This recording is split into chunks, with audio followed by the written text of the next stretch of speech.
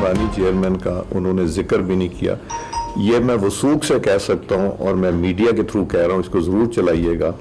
उन तीनों ने कहा जाते वक्त कि हमारा पाकिस्तान की इंटरनल पॉलिटिक्स से कोई ताल्लुक नहीं है। कि ये बार बार मौका जो ज़ाया करते हैं ना, ये मौका था कि अमेरिकनों को आके जिनसे वो मदद मांगते हैं उनके साथ आके बैठ के बात करते, को पाकिस्तान की बात करते।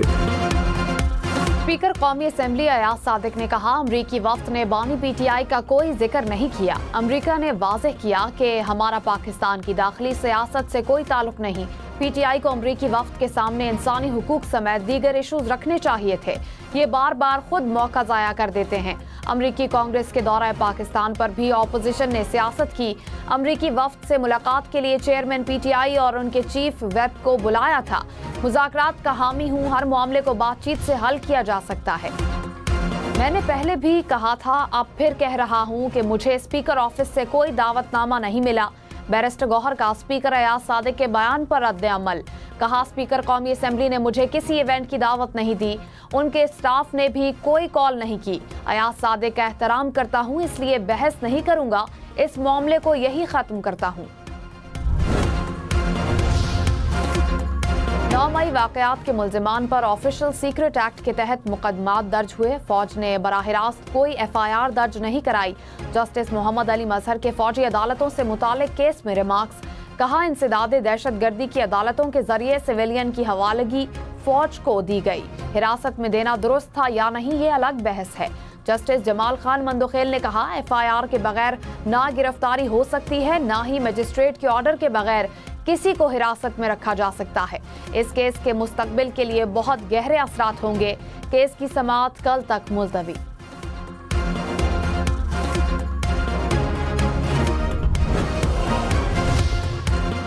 सड़क में इंडस हाईवे पर ट्रेलर मुसाफिर वैन से टकरा गया। खौफनाक हादसे में 10 अफराद जाँ बहक, मुतअद्दिद जख्मी हो गए।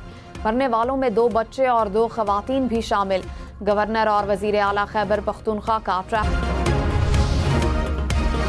ओवरसीज पाकिस्तानीज कन्वेंशन का आखिरी रोज वजीर आजम शहबाज शरीफ और army chief general Asim Munir शुरा से खिताब करेंगे। कन्वेंशन में दुनिया भर से आए 1500 से जायद ओवरसीज पाकिस्तानी शरीक। कन्वेंशन में ओवरसीज पाकिस्तानियों को रियासती मेहमान का दर्जा दिया गया।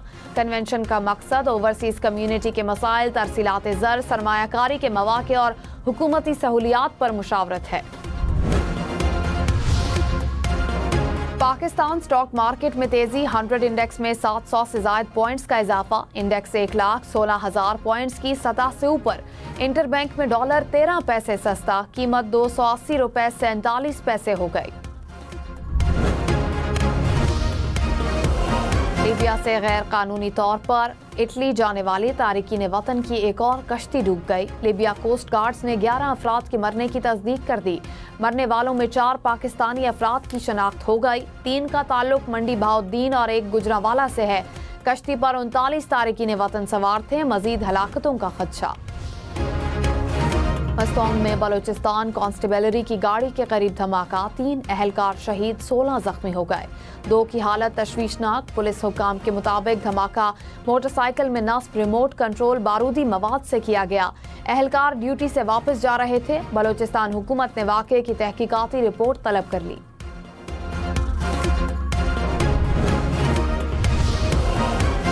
सदर और वजीर आजम की मस्तौंग में दहशतगर्द हमले की मजम्मत। धमाके में 3 अहलकारों की शहादत पर गहरे दुख और अफसोस का इजहार। सदर मुमलिकत आसिफ जरदारी ने कहा, दहशतगर्दी के मुकम्मल खात्मे तक जंग जारी रहेगी। वजीर आजम शहबाज शरीफ ने कहा, इंसानियत दुश्मनों के मजमूम अज़ाइम को खाक में मिलाएंगे।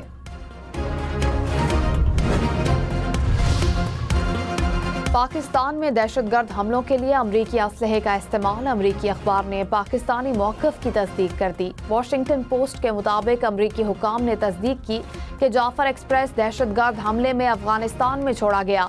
अमरीकी असलहा इस्तेमाल हुआ। पाकिस्तान ने 3 राइफल्स के सीरियल नंबर्स अमरीका को दिए थे। रिकॉर्ड के मुताबिक 2 राइफल्स अमरीकी स्टॉक का हिस्सा थीं। रिपोर्ट के मुताबिक अमरीकी महकमा दिफा में हथियारों के रिकॉर्ड रखने में लापरवाही बरतने का इंकशाफ भी किया। वजीर आबपाशी पंजाब काजिम पीरजादा ने कहा, इरसा को खत हकायक की बुनियाद पर लिखा।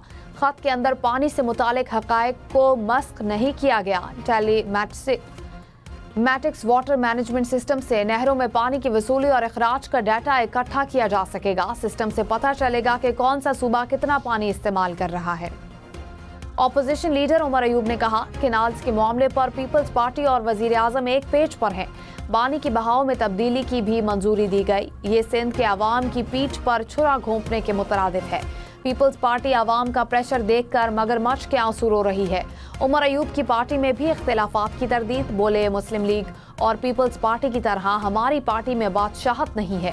पार्टी के मसाइल और मामलात हम अंदरूनी तौर पर हल करते हैं। अडयाला जेल हुकाम की इंटरनेट खराब होने और पुलिस की सिक्योरिटी इशूज के पेश नज़र बानी PTI को सेशन अदालत में पेश करने से माजरत। अदालती अमले ने जज अफजल को जेल हुकाम के जवाब से आगाह कर दिया। अदालत ने समाअत 6 मई तक मुलतवी कर दी।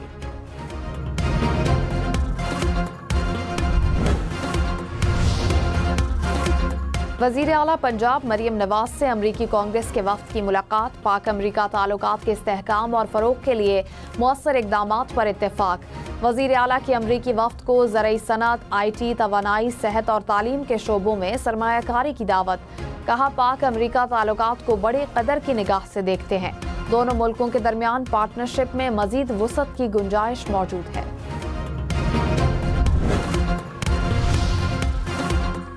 पाकिस्तान का पहली मरतबा अमरीकी खाम तेल खरीदने पर गौर। राइटर्स के मुताबिक पाकिस्तान तिजारती खसारा कम करने के लिए अमरीकी खाम तेल खरीदने का इरादा रखता है। पाकिस्तानी वफ्द की टैरिफ के मामले पर अमरीका रवानगी से कबल तजवीज़ ज़ेर गौर है। राइटर्स के मुताबिक वजारत पेट्रोलियम ने मामले पर फौरी तौर पर कोई तबसरा नहीं किया। क्या सुपर टैक्स का पैसा सूबों में वफाकी हुकूमत तकसीम करती है? जस्टिस जमाल खान मंदोखेल का सुपर टैक्स के निफाज के खिलाफ केस में इस्तफसार। कहा, रकम 8 रुपए हो या 8 ट्रिलियन, क्या इस तरह तकसीम की जा सकती है? सुप्रीम कोर्ट के आईनी बेंच में केस की समाअत कल तक मुलतवी।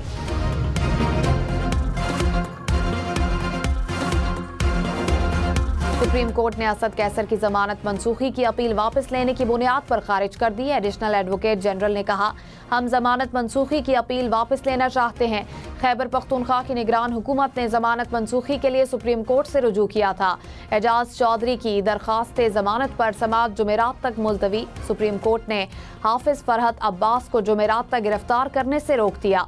9 मई केसेस पर ट्रायल 4 माह में मुकम्मल करने का ऑर्डर जारी। पेशावर हाई कोर्ट ने अली अमीन गंडापुर को 40 रोज की हिफाजती जमानत दे दी। नैब प्रोसिक्यूटर के मुताबिक वजीर आला के खिलाफ नैब में एक इंक्वायरी है। डिप्टी अटॉर्नी जनरल ने कहा, 32 केसेस इस्लामाबाद, 33 पंजाब में दर्ज हैं। FIA में भी 9 मुकदमात दर्ज हैं। अदालत का अली अमीन को मुतालिका अदालतों में पेश होने का हुक्म।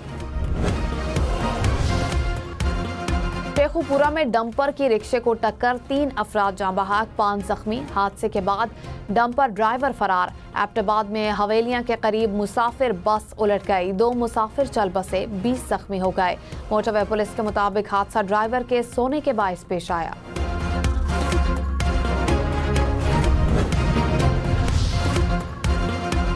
वफाकी वजीर खालिद मक्सी ने कहा, सियासी हालात बदलते रहते हैं, सियासतदानों को भी अपने दायरे में रहकर काम करना चाहिए। रियासत का एहतराम बहुत जरूरी है। सरदार अख्तर मेंगल से गुजारिश है कि धरने को खत्म धरने से शहरियों को भी तकलीफ पहुंचती है। हमारी पार्टी बातचीत में सहूलतकारी के लिए तैयार है। बैठकर बलूचिस्तान के मसाइल पर बात करें। फलस्तीनियों से इज़हार यकजहती के लिए जमात इस्लामी का 20 अप्रैल को इस्लामाबाद में मार्च का ऐलान। हाफिज नईम ने कहा, 22 अप्रैल को मुल्क भर में हड़ताल करेंगे। हमारा मार्च पुरअमन होगा, हुकूमत रुकावटें ना डाले। इसराइल के खिलाफ मुत्तहिद होना पड़ेगा। अवाम से इसराइली मसनूआत के बायकॉट की भी